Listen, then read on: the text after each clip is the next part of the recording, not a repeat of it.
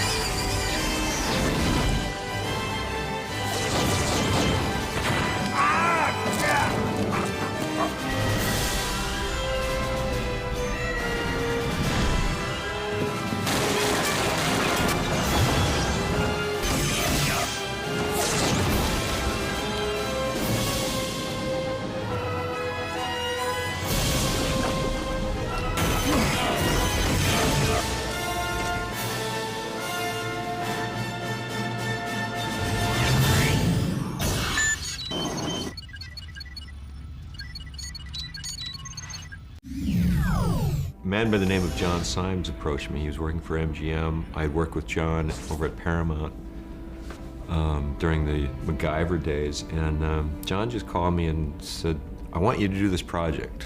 And I said, "Well, what is it?" And he said they had, MGM had purchased the rights to the STARGATE franchise, and that they were developing a series, and that he wanted me to be a part of it. Colonel Jack O'Neill? Retired. I'm Major Samuels. I'm under orders to bring you to see General Hammond, sir. Never heard of him. He replaced General West. He says it's important. Has to do with the Stargate. I told him that, well, you know, if we're going to try and get Rick involved, then he's going to have a lot more leeway with the character. Because I couldn't really picture Rick playing Kurt Russell's O'Neill. In the feature film, Jack O'Neill, who was suicidal in the feature film, and the reason he was suicidal is because his son accidentally killed himself with his own gun. So what we've done is we've covered the fact that the Jack O'Neill character has had that experience.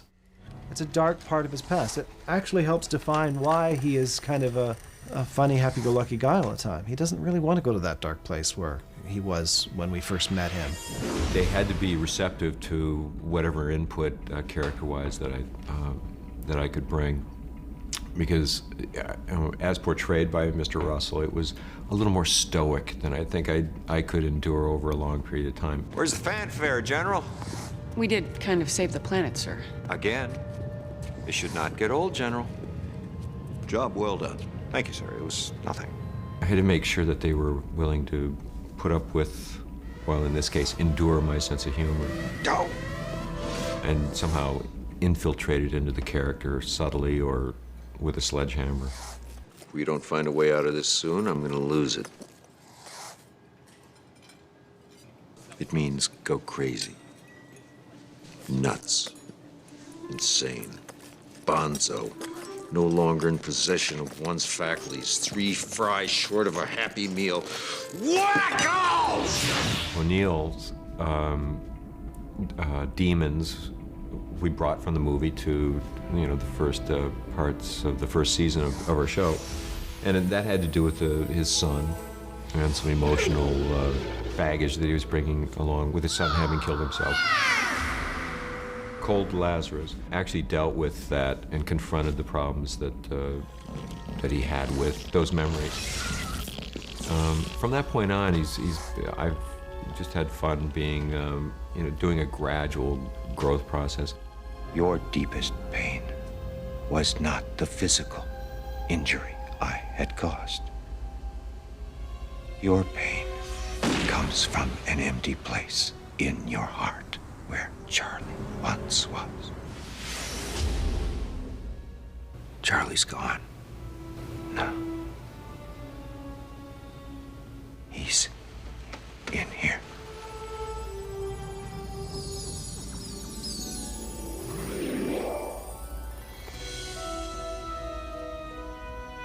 Charlie.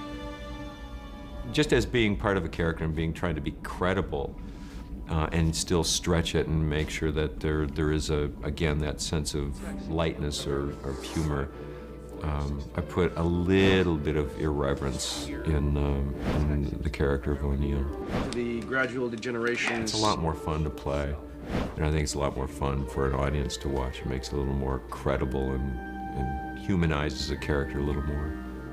Guys, you getting this? Because this is important.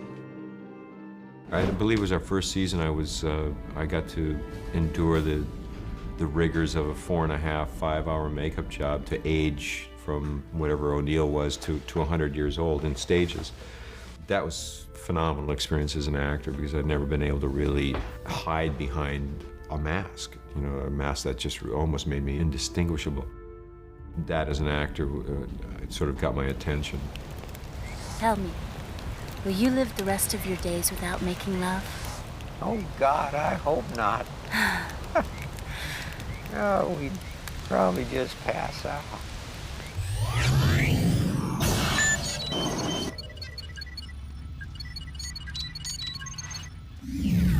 If you ever want an actor to show up on time, know his lines, and not screw around, make him an executive producer. He'll show up. Make him responsible to the budget. Just so you know, this is a completely staged impromptu meeting. They're rehearsing their ad-libs. They look serious. I do have to walk the line a little bit because I do know what we need to get filmically to be able to edit and to tell the story. Special effects on video. Look. So I'm having to rein in a little bit. He's so great to work with because you know that all your beats are going to get hit, and you know that he's going to bring more to the show. He'll take a scene and it'll always be, you know, better than you envisioned. Hey! What the hell do you think you're doing? Same thing you do, only better. What does that mean? Better? It means better, stronger, faster. Oh, you little shit.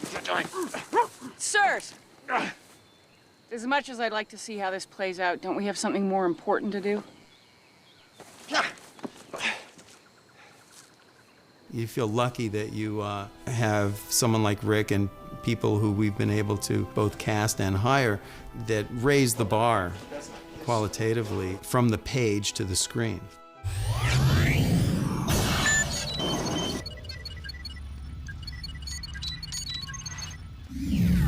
Remember hearing that you have to dumb down material to meet the audience, to meet the mainstay of the audience, which I thought was one of the more offensive things I'd ever heard about reflection about mankind in general.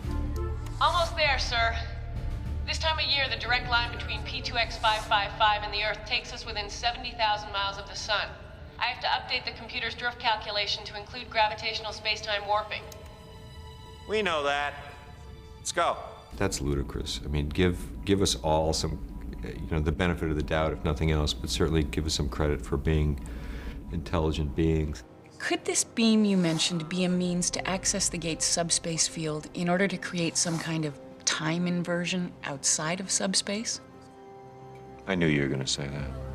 There is intelligence in humor. There's, you know, bring it up and maybe, you know, sow the seeds of a grander idea by thinking or speaking in a more lofty way or about more loftier ideas. Don't, you know, dumb it down so a cow could understand it. You know, that's not me. Ryder! Sir, hi. What are you doing?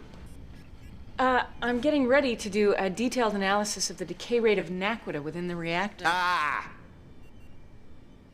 I'm on vacation. Yes, sir. I learned a lot from Rick. He has a saying, you know, we'll be talking about something in a meeting, and and I remember the first time he said, I don't remember what we were talking about, but the first time he said it, he says, LTS. Life's too short. If it's not fun, it's not worth doing anymore. Write that down somewhere. His philosophy basically is he's not going to do it if it's going to be a painful thing. He wants the set to be a pleasurable place. He wants everybody to be comfortable and happy, and if everything's going to be miserable, let's not do it, is his attitude. And I think that's a great attitude. I love that. He's just a genuine guy, you know? There's no ego about him. There's no bravado, and there's so much opportunity for there to be that. I suppose you expect my male bravado to kick in right about now. I've read your file. No mention of bravado, eh? He's got this goofy sense of humor. Sometimes he's like an 8-year-old. Captain James T. Kirk of the Starship Enterprise. I enjoy the look on Rick's face anytime there's going to be a lot of explosions or anytime there's going to be a lot of gunfire. You know, he turns into this 14-year-old. Jack of the Windy City. Sometimes he's like a 16-year-old. Afternoon, ma'am. I'm Mr. Starsky. This is Hutch. I've never seen him really get beyond 18. I'll be honest with you, Bob. My name's not Kirk. It's Skywalker. Luke Skywalker. This is, you know, a little aside here, but I saw him for the first time this season. We'd been away on hiatus for 3 months, and I was coming around the parking lot, and I saw him, and I forgot how damn handsome he is. And I was disarmed for a moment, which surprised me after 4 years that I could turn a corner and go, oh yeah, I work with him. Lucky me. Colonel.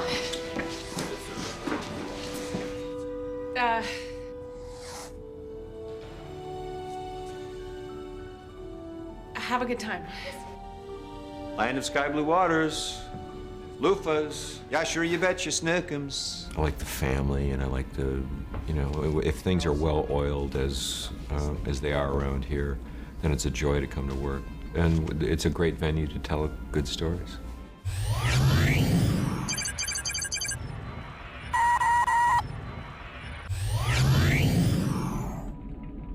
Time's up. Hope you were able to get what you needed.